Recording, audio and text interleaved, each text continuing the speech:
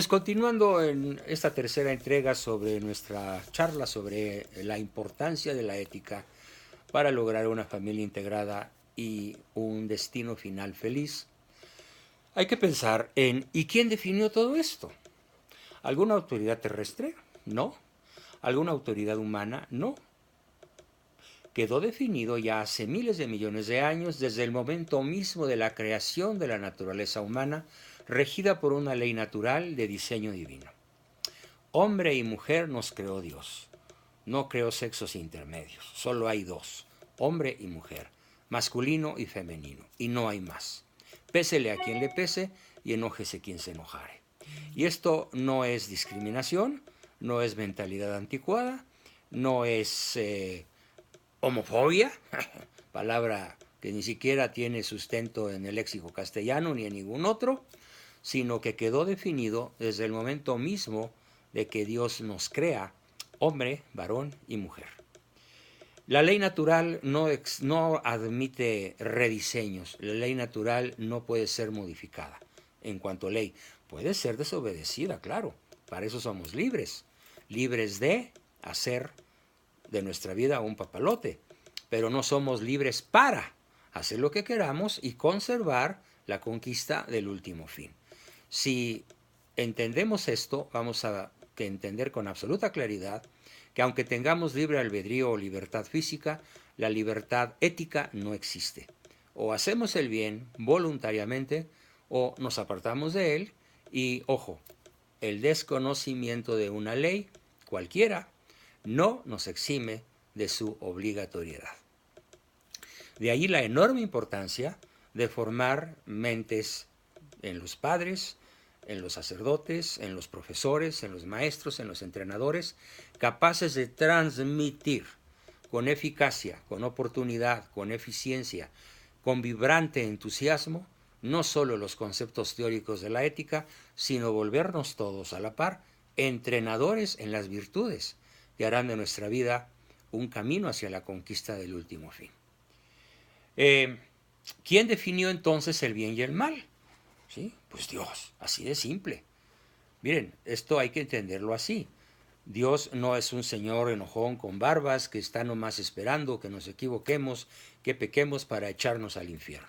No, Dios es un Padre amoroso y bondadoso que nos regala a su propio Hijo Jesucristo para pagar nuestras desviaciones, nuestros pecados, ¿sí? Para sufrir las penalidades que nosotros deberíamos haber sufrido como consecuencia del pecado de nuestros primeros padres y como consecuencia de nuestros propios pecados personales. Si por el contrario a lo que hoy propone la sociedad corrupta y decadente, sobre todo en Occidente, practicamos y amamos la virtud, ¿cómo va a ser nuestra conducta? ¿Cómo va a ser nuestro comportamiento cotidiano? Bueno, pues entonces en vez de ser lentos, torpes, mentirosos, golosos, lujuriosos, ineficaces, inoportunos, y en vez de trabajar con mucho dolor, con mucha tristeza y con demasiado esfuerzo, bueno, pues si practicamos y vivimos la ética práctica, vamos a ser humildes, humildísimos servidores de todos los demás. Generosos, daremos con gusto lo propio a quienes lo necesiten. Castos y continentes, lograremos el dominio de nuestros apetitos sensuales y sexuales. Pacientes, sufriremos en paz y serenidad, con paz y serenidad todas las adversidades.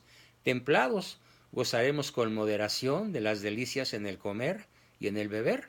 Caritativos, porque en vez de sentir tristeza por el bien ajeno, desearemos y haremos siempre el bien honesto y el bien integral al prójimo. Y si hacemos el bien honesto, nos quedaremos con el bien útil y con el bien deleitable. Pero si por el contrario hacemos solo como fin principal el bien deleitable, nos quedaremos sin el honesto y sin el útil. Y si buscamos ante todo el bien útil, muy pronto nos quedaremos sin el honesto y sin el deleitable. Podríamos poner muchísimos ejemplos al respecto, pero pondré solo uno. Si una persona se guía en el comer, en vez del honestamente nutrirse, se guía por el disfrute del sabor, de la textura, de la vista diletante, gourmet del alimento, pues muy pronto estará con las venas y las arterias ocluidas, sufrirá un síncope cardíaco y morirá incluso muy joven, aunque desde luego de sobrepeso y de otros muchos trastornos, en donde habrá problemas hepáticos, renales, del hígado, del corazón, etc.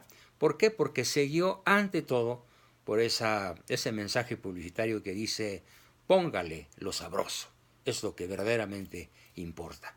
Ese concepto lo podríamos aplicar a la sexualidad y al dinero, no solamente a la alimentación, sino a la multitud de bienes que se nos ofrecen a la vista y que en la contracultura actual, postmoderna, se nos ofrecen como útiles y deleitables, apetitosos, atractivos, utilitarios, pero no en cuanto a bienes honestos.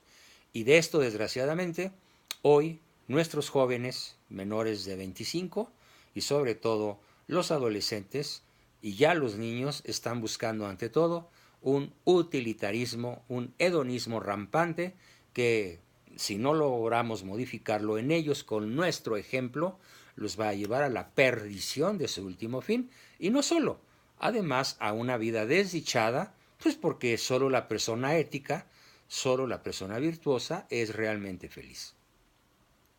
Así que no nos extrañemos que en nuestras tragedias actuales, la corrupción, el narcotráfico, la delincuencia organizada, la corrupción gubernamental, la inseguridad, la pobreza extrema, el desempleo, la ignorancia y otros innumerables azotes, nacen del desconocimiento,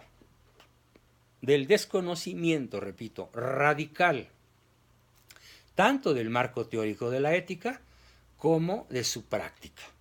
Hoy la virtud, como decía aquel viejo amigo de mi padre, maravilloso, don Francisco Gabilondo Soler, inventor de Cri-Cri, el grillito cantor, cuando escribe su Cri-Cri y describe quién es el grillito cantor, mi papá le pregunta, ¿y por qué Cri-Cri?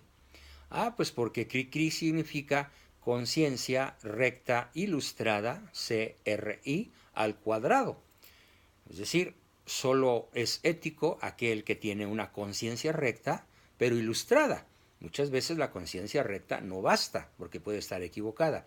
Y algo que hoy los padres de familia y los maestros y muchos eclesiásticos, desgraciadamente, no hacen es ilustrar su conciencia conforme a la ley natural y a la ley divina para encauzar a sus feligreses, a sus educandos, a sus alumnos hacia la conquista de su último fin.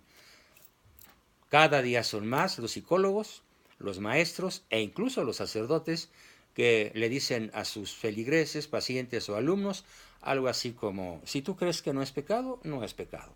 Si tú crees que estás incómodo haciendo tal o cual cosa que manda la iglesia o que manda Dios, ponte cómodo.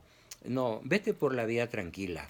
Dios no te va a condenar, Dios no es un juez condenador, Dios ante todo es un ser misericordioso. Incluso, esto se los dicen a personas que defienden a diestra y siniestra la homosexualidad, el lesbianismo, la drogadicción y otras muchísimas formas de maldad humana, o de perversión o de desviación humana.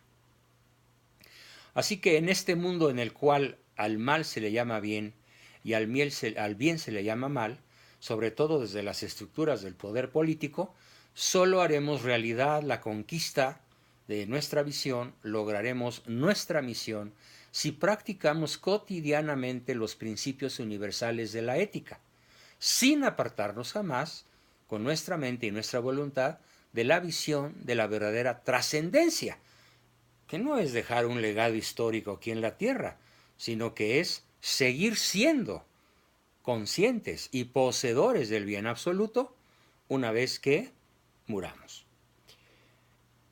Como resultado de la vivencia de la ética en grado heroico, seremos muy felices en la época actual, sin importar las dificultades y ofensas que tengamos que enfrentar o superar, resistir y desde luego perdonar.